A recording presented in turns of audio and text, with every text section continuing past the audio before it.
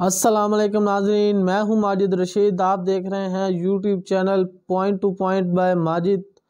नाजरीन, आज हम बात करेंगे वज़ीर आज़म इमरान ख़ान और परवेज़ खटक के जो आपस में इख्तलाफात हैं उनको हम आज ज़ेरे बहस लाएंगे। नाजरीन, आपको मालूम होगा कि जब पिछले दिनों मिनी बजट का जो इजलास था उससे पहले तहरीक इंसाफ की पार्लिमानी कमेटी की जो मीटिंग हुई उसमें कुछ बात हुई तो परवेज़ खटक उठ खड़े हुए और उन्होंने वज़ीर आज़म को कहा कि ये आप मेरे सूबे के साथ ज़्यादती कर रहे हैं, क्योंकि खैबर पख्तूनख्वा गैस पैदा करता है और उसकी गैस किसी और को दे दी जाती है, जबकि हमारे खैबर पख्तूनख्वा में गैस कनेक्शन पर पाबंदी आयद है। ये बात यहाँ तक ख़त्म नहीं हुई। परवेज़ खटक ने यहाँ तक भी कह दिया कि आप आज जो वज़ीर आज़म की सीट पर बैठे हुए हैं ये आप हमारे वोटों की वजह से बैठे हुए हैं। जिस पर वज़ीर आज़म इमरान ख़ान ने कहा कि ये अगर आपको मैं इस सीट पे अच्छा नहीं लग रहा, अगर आपको मेरी ईमानदारी पे कोई शक है तो मैं इस सीट को छोड़ देता हूँ और वज़ीर आज़म की कुर्सी पर किसी और को दे देते हैं। ये वो बातें थीं जो परवेज़ खटक और इमरान ख़ान के दरमियान हुई। आपको मालूम होना चाहिए कि खैबर पख्तूनख्वा में जो परवेज़ खटक का जो हलका है नौशहरा, जहाँ से वो हमेशा से इलेक्शन लड़ते आए हैं, वहाँ पर क्या सियासी हालात हैं।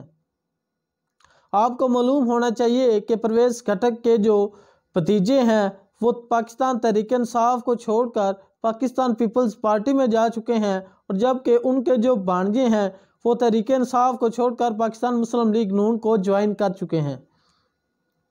नाजरीन, ये जो बहसो मुबाहिसा वज़ीर आज़म इमरान ख़ान और परवेज़ खटक के दरमियान हुआ उसकी एक बड़ी वजह भी यही थी कि जो परवेज़ खटक का जो आबाई हलका है जहाँ से उसका ख़ानदान इलेक्शन लड़ता आया है, वहाँ पे तहरीक इंसाफ कमज़ोर से कमज़ोर तर होती जा रही है और परवेज़ खटक को ये परेशानी लाहक है कि अगर यही पार्टी के हालात रहे तो मैं इस हलके से इलेक्शन नहीं लड़ पाऊँगा। इसलिए उसने वज़ीर आज़म इमरान ख़ान को ये फ़ोर्स करने की कोशिश की कि आप मुझे फ़ंड दें और ताकि मैं अवाम को खुश कर सकूं, ताकि हम आइंदा के लिए वोट ले सकें। परवेज़ खटक को भी ज़िला नौशहरा में अपनी जीत नज़र नहीं आ रही। आप उनका सियासी बैकग्राउंड देखें तो उन्होंने हमेशा उसी पार्टी को हाथ लगाया जो जीतने के काबिल थी या जीतने की पोजीशन में आ रही होती थी। नाजरीन, आपको याद रहे कि 2021 में एक ज़िमनी इलेक्शन नौशहरा में हुआ था। वो सीट पाकिस्तान तहरीक इंसाफ का उम्मीदवार जीता हुआ था। उसकी वफ़ात के बाद उस सीट पर ज़िमनी इलेक्शन हुआ और उसमें मुस्लिम लीग नून को कामयाबी मिली। मुस्लिम लीग नून के लिए वो कामयाबी कोई छोटी बात नहीं थी, क्योंकि वो पाकिस्तान तहरीक इंसाफ का गढ़ था और वहाँ गढ़ में तहरीक इंसाफ को एक बुरी तरह शिकस्त हुई।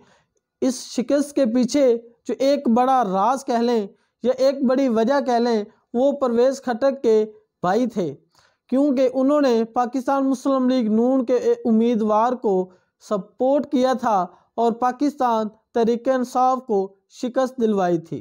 सूबा खैबर पख्तूनख्वा में ज़िमनी इलेक्शन का दूसरा मरहला होने जा रहा है, उसमें भी तहरीक इंसाफ को एक बुरी शिकस्त का डर है।